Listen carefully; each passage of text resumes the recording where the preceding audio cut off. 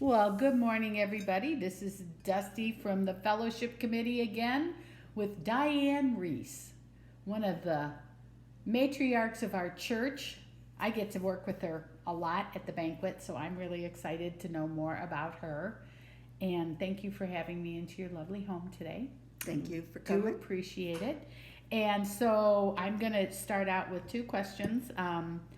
When did you become a member of our church, and what influenced you to join the church? And then I think you have another little story about coming back to church that you want to tell us about. Let's see, I became a member of the church back in probably, goodness sake, it would have been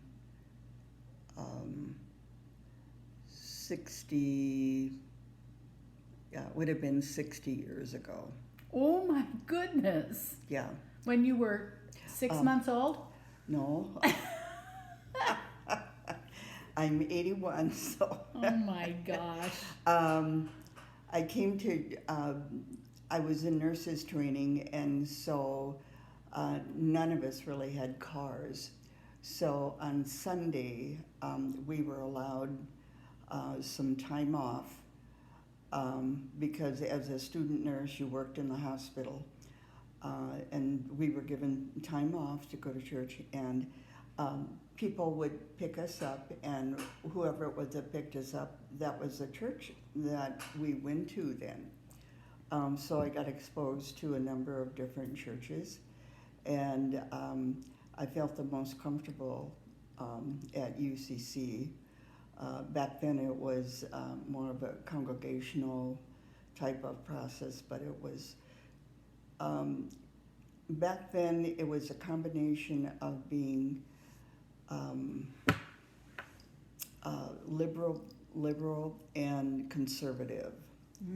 And I grew up in more of a conservative religion, and I wasn't real comfortable with that. As I got older, I wanted to be able to have a church that reached out, that wasn't just focused on the members in the church, but that we would be working in the community and doing whatever. And so, and that's kind of what attracted me to come to UCC way back then. Cool. And then you had a life, and then you got divorced. And Yep. We had 4 children and were married 10 years. Got divorced, and of course, I was living in Yankton. Fortunately, I had, well, my husband had bought a restaurant in Parkston, South Dakota.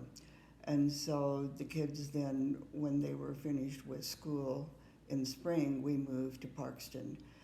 Well, that wasn't a real good situation, so I chose to come back to Yankton, and fortunately, my house was still available to me, and so, yeah, so God had a plan, I just didn't realize it. So, yeah, and so then I would take the kids to church, but I wouldn't go to church because I just felt very guilty, felt I was probably unacceptable, because back then, 60 some years ago, divorce was very, very taboo. So, and particularly if you came from a conservative church. So, but, yep, so after they asked me to come and teach Sunday school, I started doing that and got involved, and yep, and so here I am that many years later. Yeah, you are. And we love having you. I love being around you. You're always so bubbly and positive, and Yeah. that's helpful, Yeah. you know. And I've always told my kids, it's not always what you have, and it's not what you say, but it's how you say it that will make people to be comfortable around you. That's right. Yeah. So. That's right. Yeah. Yeah, and so I have 4 pretty good kids. Yeah, you do. Yeah. Yeah, you do. So, when you think about your life and you look back, besides what you just told me, is there anything else that you would tell your younger self or tell young people today about Um, just life in general? don't be so hard on yourself. Um, that's probably it in a nutshell. Yeah.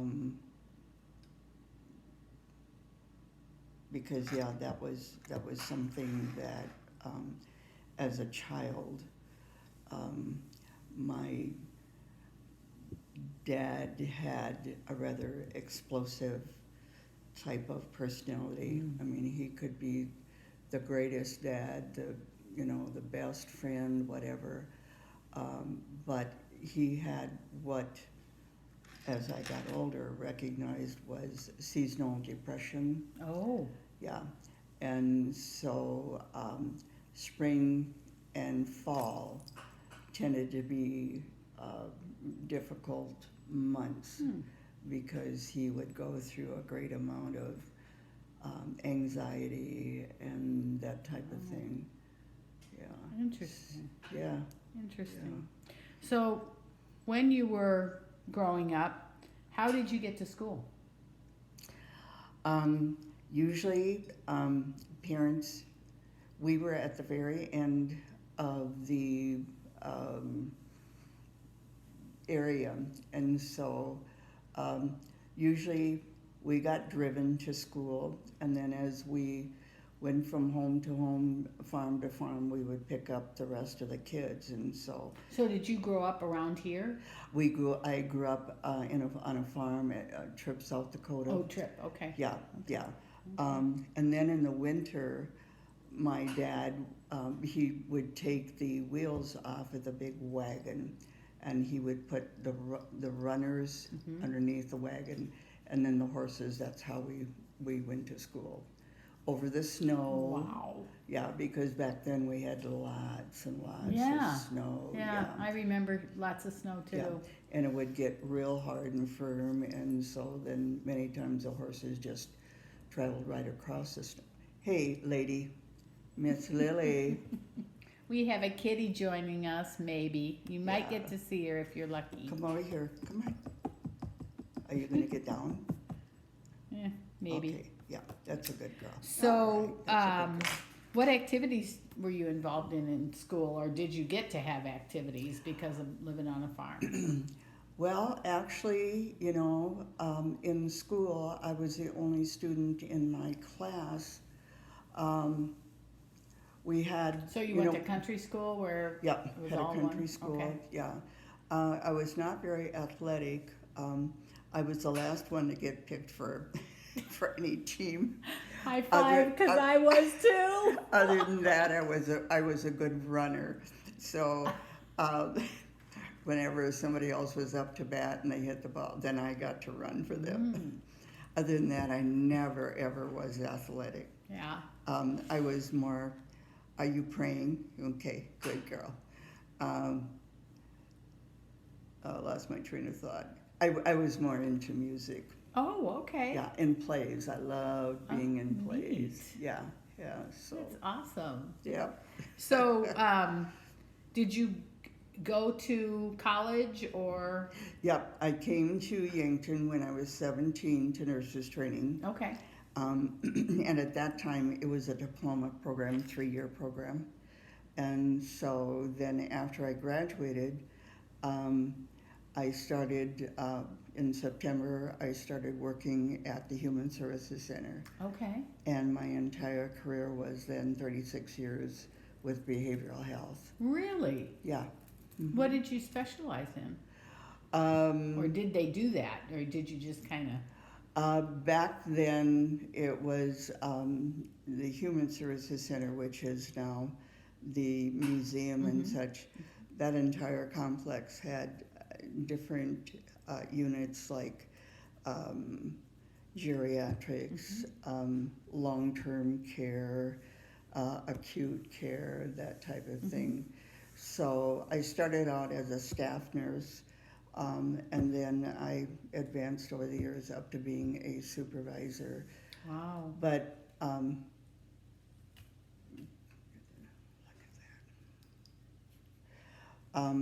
but I preferred being on the unit providing patient care. Okay, Yeah, director, yeah. yeah. Supervising Well, I'll was, tell you what, you have seen some changes in that field. oh my goodness sake, yes. Yep, because Yeah. I did that from the time I was a little kid in grade school, Really? working with special needs folks, and got my degree in special ed, so, Good yeah. for you. Yeah, and I'm telling you, it's a field that has, thank God, totally changed. Oh, yeah. You know? Yeah, yeah. The stories you could tell, I'm sure. Yep, actually I had, we had one unit, it was called Ordway, and that was folks who tended to have a lot of violent behavior. Second story was women, first story was men, and I got the opportunity to work with Dr. DiMartino at the time. And of course the unit was closed, you know, and there was not a full-time nurse on the unit, on either unit, and so I ended up being the first nurse allowed on the unit. And I remember the first day, and of course it was all men who were the care providers. And I wanted to go out on the unit and begin to try to get acquainted with the patients. And they said, oh no, you're not going out there alone. So I had one man on this side, one man on that side. And after a couple of weeks, I said, no, we're not going to do this anymore. I'm going to go out by myself. I'm recognizing some behaviors. And you know, the entire career, I was never ever struck by a male patient. My broken nose came about due to a lady that I had known her behavior for a long time. Oh. And she was a water intoxer, excessive drinking. And I approached her too closely. And she was a very big German, strong person, and she plowed me. So I learned a lesson there. You know, you I do. knew her behavior. Yep. You know, but anyway, so that's how I got the broken nose. My goodness. Well, you were a woman before your time and a blessing to a lot of people, I'm sure. Yeah, and you know, we were able to open up that unit, and men were allowed to be out on the campus, and yeah, it was just a wonderful experience. That cool? Yeah. I wish I would have kept a diary. Yeah. Yeah, yeah. Yeah, me too. I think back on, you Yeah. know, I worked at a similar place in Madison, Wisconsin, where I grew up, and worked on the unit for psychotic and neurologically impaired children. And wow. these were kids that grew up institutionalized. Yeah. And their whole life. Oh, now you get to see the kitty. Yes. So, yeah, so the changes that we have seen just in our lifetime, you know, and I'm a few years younger than you. But, you know, it's so different. Even that 20 years that you and I are different in age was huge, you know, back from when you started to 20 years later when I got into, you know, it. And it's such a blessing, because just because people have a different mind doesn't mean that they don't grow. You know, there's still experience to life, and they still take things in, and they can still make those changes and adapt to situations and learn and grow and have their own set of skills and things that they come into it with, which is why I like working at the group home that I'm at so much. So it's and eventually cool. Then society was allowing people from the Human Services Center to become a part of the community. Right. Which for years it was, no, put up the wall. Yeah, but anyway. interesting to look back. So, what was your first job? My first job was being I suppose you call it a babysitter for a family who lived a couple of miles from out in the country where we lived. And so back then, the ladies helped a lot out in the field. And so I got to take care of their son then. Okay. And so that was over, summer months. And then my next job was working at the county fair. There was a big kind of canopy set up and benches all the way around where they served taverns and coffee and whatever. Okay. And so that was my second job. I see. And I got $50 an hour. Ah. And that was pretty special. Yeah. Yeah. Yeah. So being the fair lasted a whole week, so I ended up having enough money to buy myself actually a couple of pair of jeans. We were allowed to wear jeans on Fridays at school. And so I was very proud of the fact that I had enough money to buy myself those jeans. Pretty cool. Oh, God. So what do you remember about your grandparents? My grandparents on my father's side had both passed, so I never got to know them. The only thing I remember about my mother's father was him sitting at a kitchen table reading the paper and having coffee with cream in it. No sugar, just cream. And he would allow me to sit on his lap. Ah. And of course, my grandma always had homemade cookies, honey cookies. And so I'd get to have a honey cookie and he'd drink his coffee. I see. That's That was cool. the only thing I remember about him. My grandmother was a typical German woman, broad-shouldered, strong. She was a great Bible reader, and she always scolded me because I didn't read the Bible. Oh. And as she got older and she couldn't stay in her home anymore, there were 7 children. So she would be with one child for 3 months, and then we'd move her to the next child and the next child. Mm-hmm. And so when she got to our house, she always wanted her feet rubbed at night. And I got to rub her smelly feet. But the one thing, as a kid, I didn't ask questions about what life was like when she came over from Prussia. And, she was 18, she came by herself. So that was such a loss, that mm-hmm. I never got to know all the things that, mm-hmm. Her stinky feet. So how many siblings were in your family? Just my brother and I. Okay. Yeah. My mother had 3 miscarriages. Oh, wow. Yeah. The last one, she almost died. It was during a blizzard, and we ended up being at the neighbors because the blizzard came on very sudden-like. And so the neighbors and my folks had gone to Mitchell to a farmers union thing. Well, by the time they got back,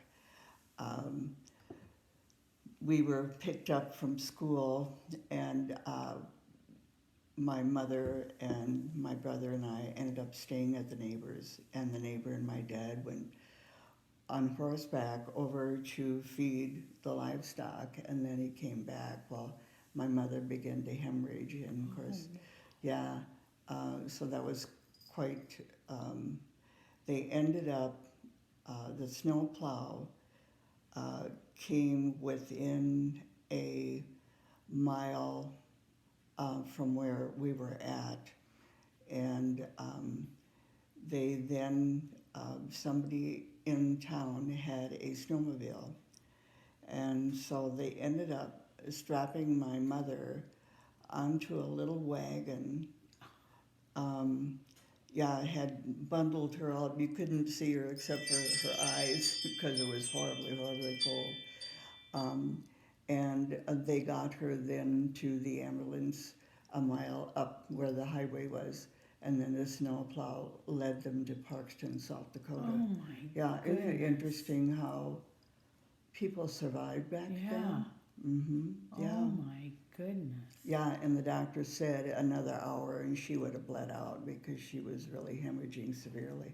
Wow. Yeah, so crazy, isn't it? Yeah. Yeah, but yeah. So Huh. she was in the hospital for quite a while. I bet. Yeah.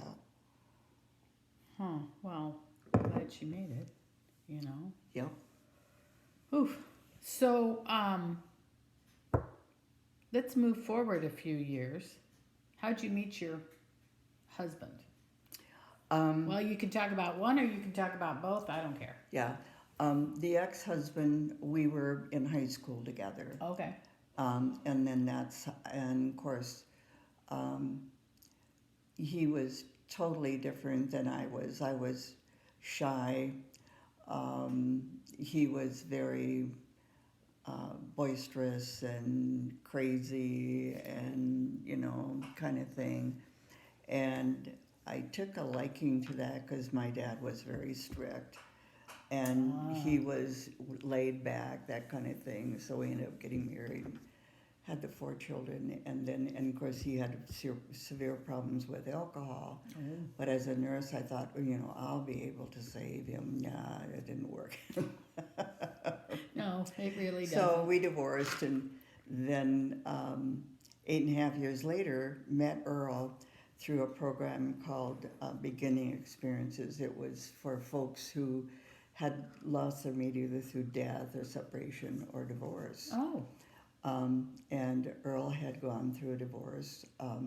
He was a high school teacher, but my kids didn't have him because there were 2 science teachers, and so it ended up that Michael did not have Earl. Okay. And of course we started dating, and of course Earl brought up the subject of marriage, and I said, Earl, are you kidding me? I have 4 kids. He said, well, I deal with kids all the time. I said, yeah, but at 3:30 you can, open the door and away they go. And it was a great marriage. Yeah, and he had always wanted kids, and his first wife did not want children. And so, the kids loved him, and he loved the kids. He was very proud of his family. Good. How long were you married? 36 years. Oh, that's awesome. Yeah. And where did you get married? We got married in the church, where the choir room is. Yeah. Yeah, that was a little chapel back then. Oh, okay. Yep, and we got married in a little chapel. Were the kids there? Oh yeah, the kids were all there. Yeah. And years later, Greg said, Mom, I really didn't want you to get married because I was hoping that Dad would come back. Oh. Yeah. But, after we were married, he soon changed his thinking. I bet. Yeah. I bet. Oh, yeah. Who'd you have stand up for you? Earl's brother and my closest lady friend. All right. Yeah. Did you carry flowers? What did you wear? I mean, I wore a long dress. It was kind of a beige color, and I did not carry flowers. And we had the little ceremony, and then we went back to the house. I had chose to move into Earl's home rather than be in my home because there was more rooms as the kids were getting older. And so we had planned this big meal, and we were eating the meal and almost done. And I said, oh my God, we forgot to get the potatoes out of the oven. Oh God, what a riot. oh, that's So funny. the kids ate scalloped potatoes the whole week that Earl and I had decided to go on a trip. Where did you go? We went into Minnesota, visited some of his cousins. We went into Iowa. We went to the Amish facility. Nice. Yeah, yeah. So we just kind of toured around and Neat. nothing special. Yeah, nothing special. But it was special for you. Oh gosh, yeah. And we had this old camper that we borrowed from a friend. And what a riot that was. But, it was fun. Yes, it was. Yeah, I could tell from the look on your face. Oh gosh, it was funny. Oh, how cool is that? So, was there something besides, well, you've already kind of touched on a lot of it. Was there something that, when you look back, really changed the course of your life? Mm-hmm. The beginning experience program. Yeah. Yeah. It allowed you to accept yourself as for who you are, and it taught you to let go of negative thoughts that would, come into your mind, that kind of thing. Yeah, that really changed my life. Yeah, it was a great experience. That's good. And then I became a facility for the program. Oh, and so, good. Yeah, so that was really interesting. Yeah, it was fulfilling. Yeah. I think more for the facilitator probably than the person who was being worked with. Mm-hmm. Yeah, yeah. Mm-hmm. It went both ways. Yeah, Yeah. I bet. Mm-hmm. I bet. Yeah.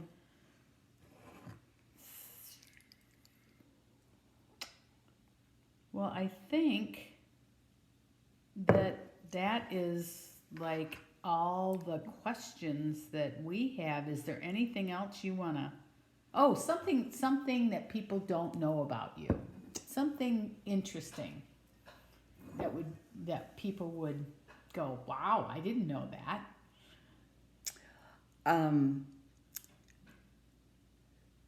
It was before Earl and I got together. We had a kind of a retreat at church, and our pastor at the time was just such a fun person. And we ended the retreat. It was in the evening, and he said, "Okay," he said, "Let's go down to the one bar. Let's have a glass of beer, whatever." So there were a number of us that went, and I don't know what, we were goofing around, and someone challenged me to get up on the table and dance, and I did. And that was not my character. Oh my goodness. Oh, is there any other stories you want to tell us about that your kids probably don't know about you? Oh, let's see. Of course, when I was a teenager, there were a group of us. We were in high school. There were a group of us, 2 cars that would go over to a place called Lake Andes, and it was a dance hall and a variety of things. It was right above the lake, Mm-hmm. and I remember going there with the rest of the crew, and at the end of the night, I got left behind. Oh! And they were halfway home.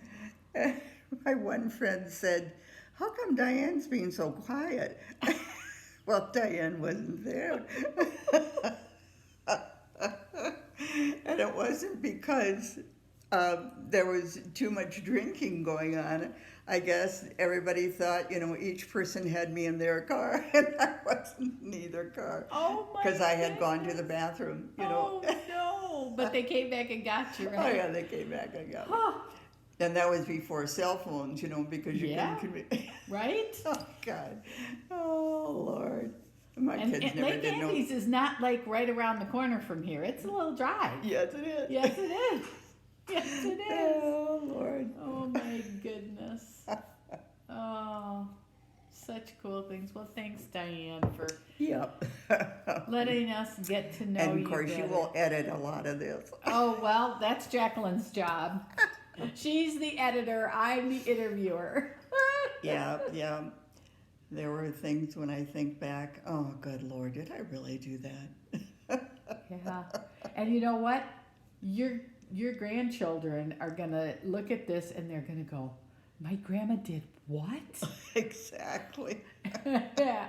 My grandma went to a dance hall. My grandma danced on tables. Yeah, and with all these church people. You know what? I bet other church people have similar stories. Probably. We all have little things that we like to. Oh, gosh. Yeah. Well, thank you. I really appreciate the morning. So tell me about yourself. You grew up in Wisconsin, Madison. I did. Well, I was born in Boston, Massachusetts. Oh, wow. And I was adopted. I found out at 40 that my birth mother was in nursing school in 1957. And she was single.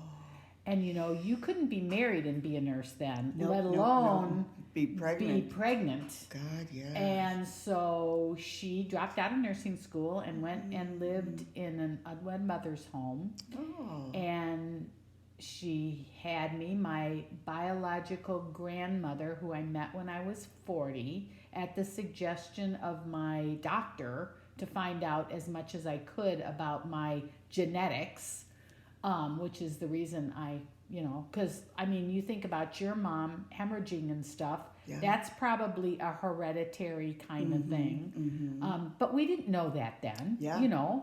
So I met her. She was living in Florida at the time. She's deceased now.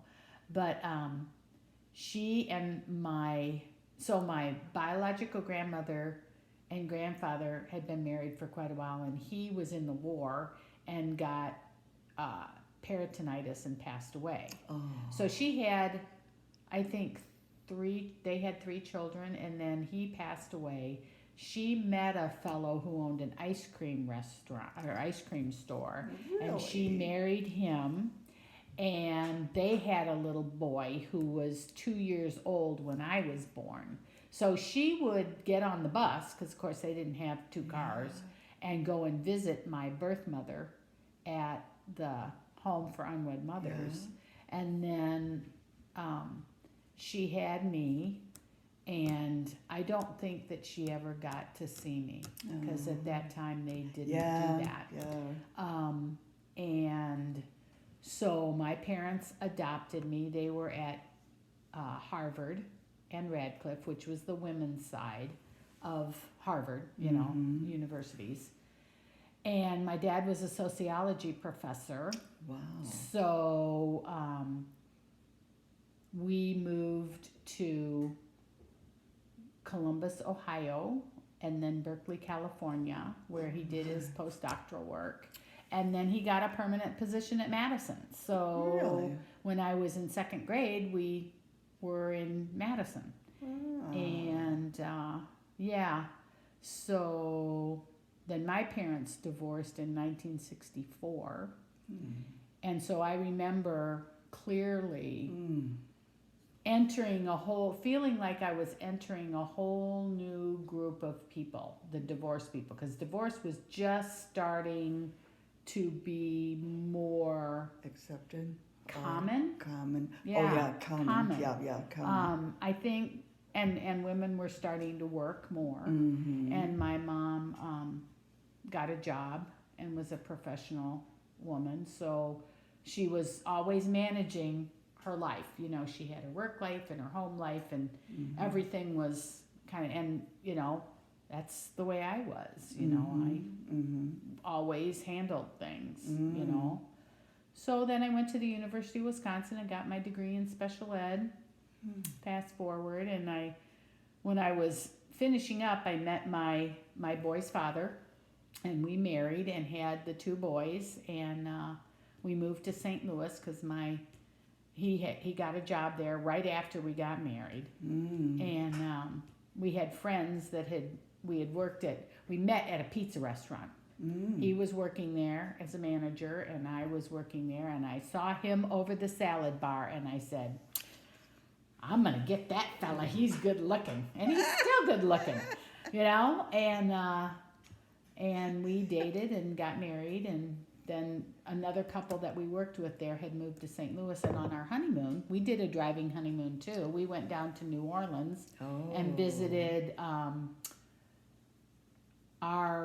his uncle's sister lived in New Orleans, and we went down there, and his cousins were down there visiting.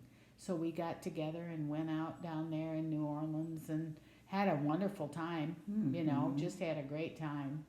And then we came back through St. Louis. And when we came back through St. Louis, my ex-husband interviewed with the company that Chuck was working at, and he got the job, and we moved shortly thereafter. And we lived in St. Louis we were married almost 10 years and had the 2 boys, and then we divorced. And I think about that, and I wonder, you know, how much influence did my mom being as capable in my memory, you know, she could do it all. I wonder how much influence that had on me and my ability to do that. So, you know, but I did, and the boys grew up, and that was. So where are the boys now? I have one that lives in Wisconsin with his family, and I have the other one lives in St. Louis with his family. Oh. So, yeah. Okay. So, yeah. You get together very often? With the one in St. Louis, I do. With the one in Madison, not as often. Yeah. So, you know.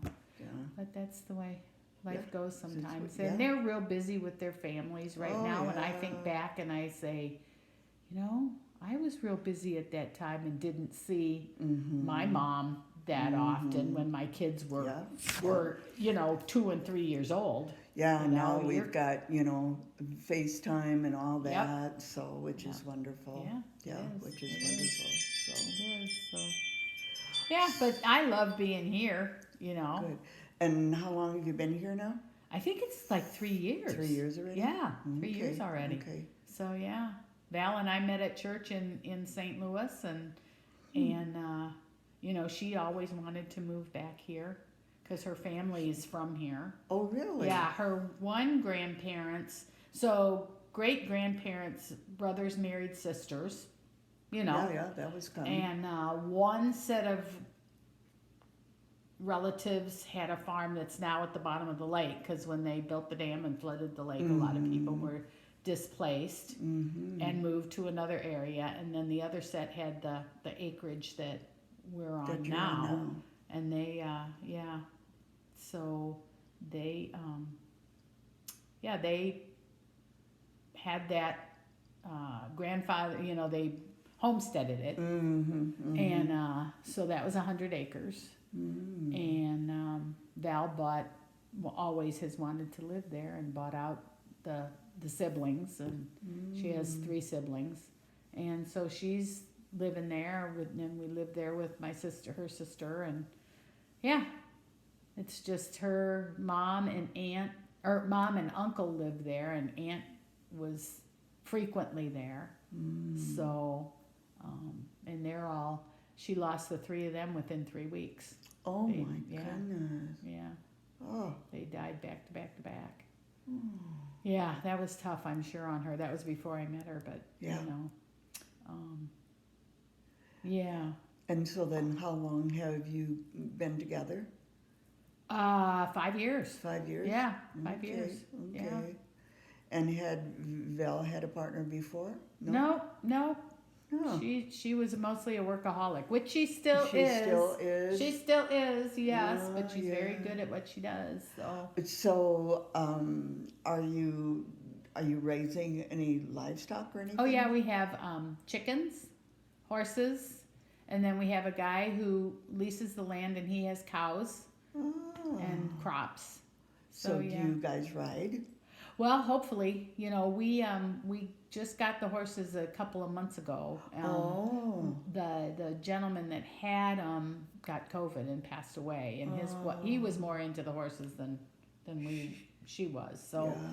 she called us shortly after he passed and said, we had talked about taking the horses, and then she said, "Any chance you can come and get these, because they need to." And so we did. So yeah, Pearl and Daisy they had been ridden, but they hadn't been ridden in a few years. So we're working on re-breaking them. Yeah. Oh my gosh. So, and they're fun. I'm having a blast with them. I've always wanted horses, and Yeah.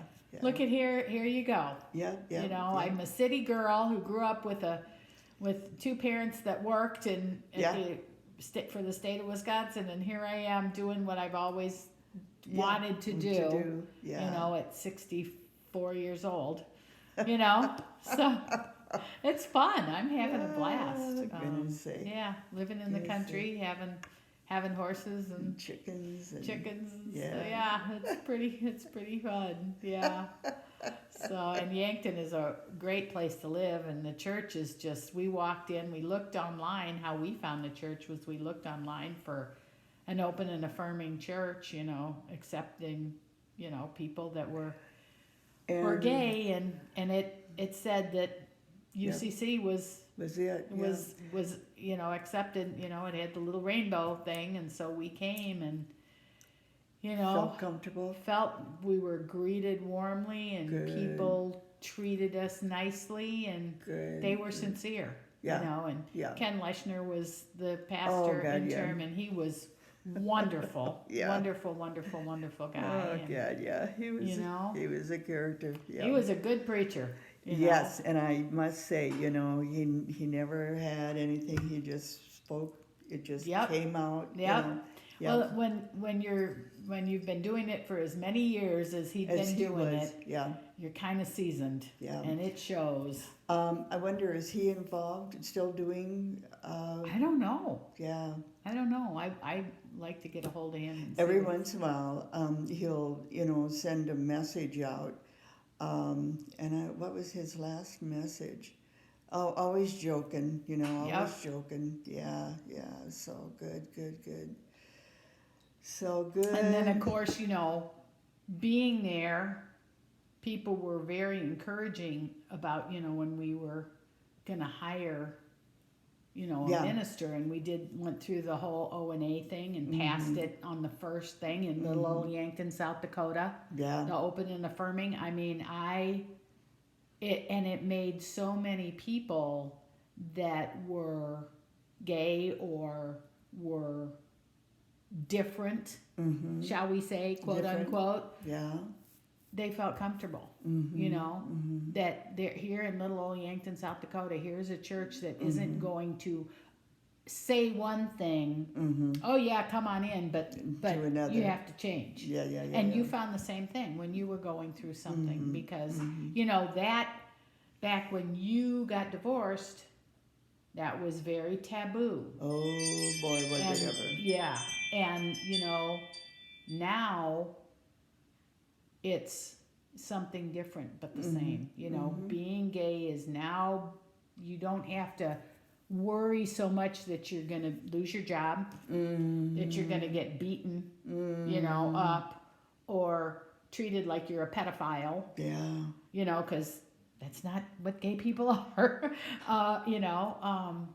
And so now, to have that respect for who you are, even though you're different in the eyes of some, it's a good thing. And to have in little old Yankton, South Dakota, have a place where you can be who you are without worrying about it. Yeah. And I don't know if there's any other church in Yankton has that philosophy. There isn't. Isn't really? Really? No, there isn't. So I think the UCC, the Congregational, has always been advocating for the marginalized.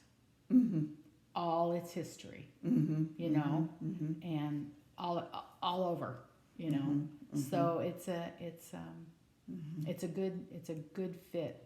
It's a good fit for people who want to be on the accepting end of life.